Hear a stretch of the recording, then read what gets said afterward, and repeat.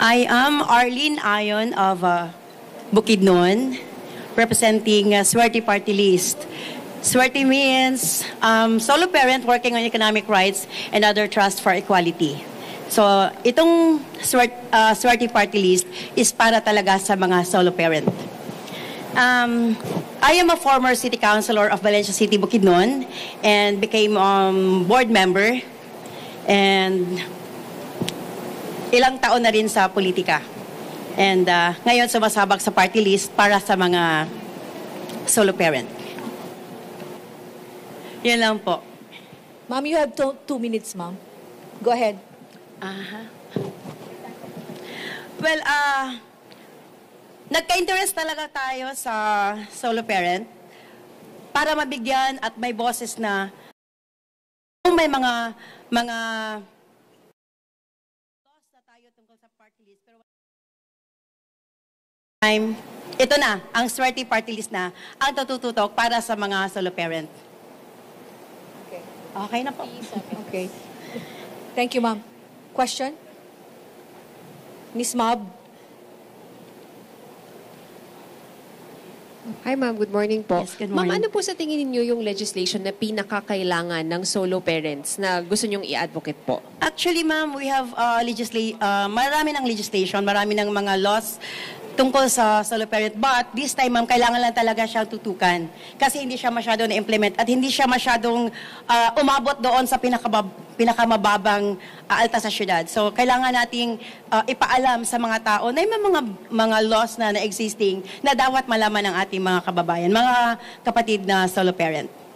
Ma'am, meron po ba kayong sinisik na dagdag na benepisyo or something para po sa solo parents? Yes po. Hopefully, matutukan at yung dagdag naman na tulong para sa mga solo parent. Yun talaga ang kailangan nating matutukan. And of course, trabaho para sa mga solo parent po. Next question, please.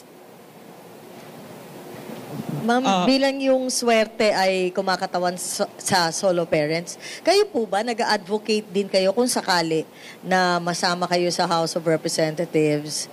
Kasama rin ba kayo sa susuporta, magsusulong ng divorce bill?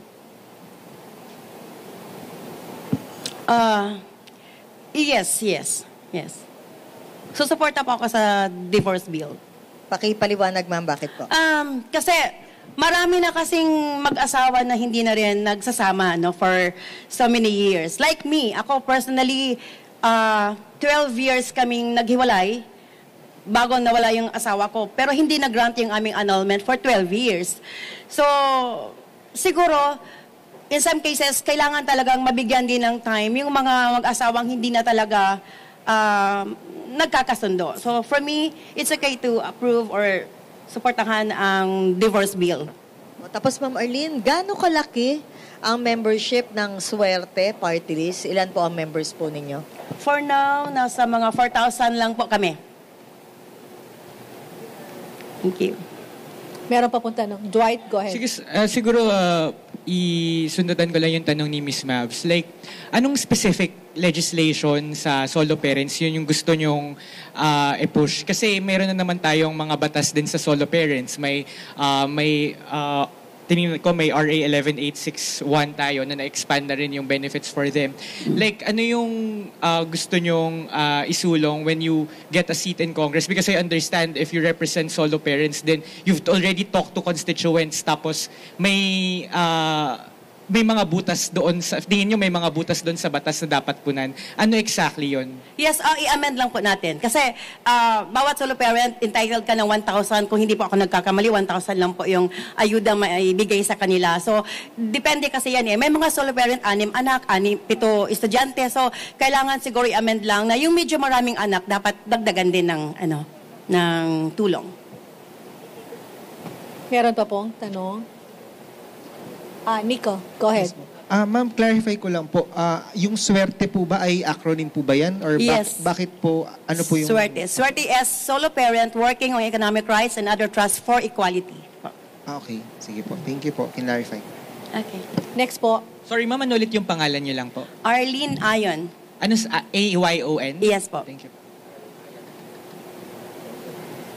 Ma'am, just to, are you, sorry, I don't know if nasabi niyo na. Are you also a solo parent, ma'am? Yes po. Thank you po. Any more question? Wala na po. Ay, sorry. Tanong daw po kung Patricia? ilan daw po yung mga anak niyo po? 3. 3 po. Patricia? Okay na.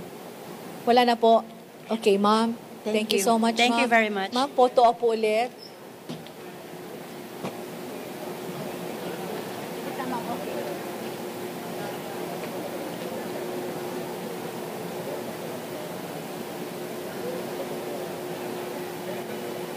Thank you po, ma'am. Ma'am Ayon.